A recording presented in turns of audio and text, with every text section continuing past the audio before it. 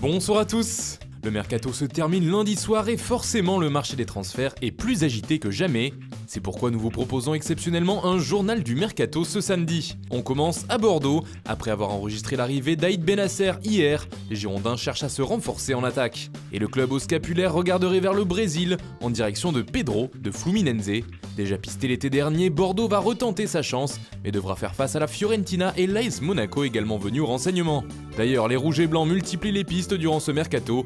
Une tête connue devrait refaire surface du côté du Rocher. Il s'agit de Tiemoué Bakayoko dont le prêt avec option d'achat devrait être officialisé dans les heures à venir. Jean-Kévin Augustin devrait également poser ses valises en principauté. Il est attendu à Monaco pour passer sa visite médicale ce samedi, lui qui était pourtant annoncé avec insistance du côté de Nice. Selon nos informations, le jeune parisien Météane Gouchelou se rapproche du Stade Rennais. Il va paraffer un contrat de 4 ans avec le club breton. D'ailleurs, un autre joueur formé au PSG devrait bientôt partir, c'est Alphonse Areola.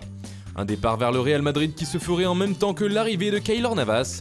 Et si un prêt d'une saison était au départ évoqué, le bail du portier français pourrait être prolongé si ses performances sont jugées acceptables par la Casablanca.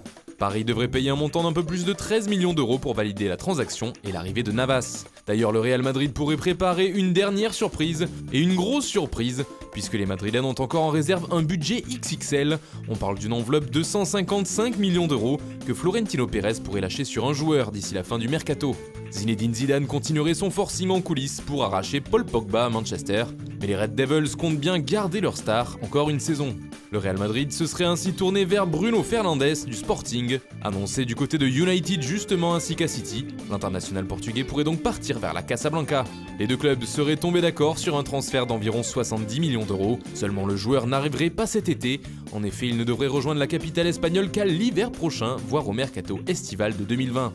Côté départ, du mouvement est également à prévoir. D'abord, un petit point sur Gareth Bale. Le Gallois annoncé sur le départ dès le début de l'été va finalement rester au Real, faute d'offres suffisantes.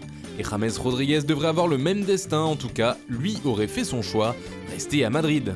Mariano Diaz, lui aussi indésirable, a été annoncé dans le viseur de nombreux clubs, comme Monaco ou le Séville FC. Mais pour l'instant, aucun n'est réellement passé à l'action et le Dominicain ne trouve toujours pas preneur. Lui aussi pourrait donc finir sa saison au Real. Enfin, Lucas Silva, passé par l'OM, cherche également à rebondir. Pas vraiment dans les plans de Zidane, il s'entraîne en marge du groupe. Au début de l'été, il était notamment pisté par le Genoa. Et puis c'est officiel, Mevlut Erding s'est engagé en faveur de Fenerbahçe. Il a signé un contrat de 2 ans avec le club turc. Martin Caceres rebondit à la Fiorentina. L'international uruguayen était en quête d'un nouveau défi après avoir quitté la Lazio, libre de tout contrat. Le latéral gauche de l'AC Milan, Diego Laxalt, quitte la Lombardie pour le Torino. Il est prêté avec option d'achat au club turinois. Toujours en Italie, Chris Smalling est prêté une saison à l'AS Roma contre un montant de 3 millions d'euros par Manchester United. Dans le même temps, la Roma prête Grégoire Defrel à Sassuolo. Il s'agit là aussi d'un prêt payant de 3 millions d'euros. Gianelli Mbula est lui aussi prêté en Italie. Il part de Stoke City direction Lecce pour la saison à venir.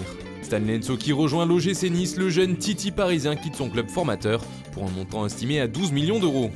Dijon enregistre l'arrivée de l'attaquant Jouander Calice. Ce dernier arrive en provenance du Benfica, sous forme de prêt avec option d'achat.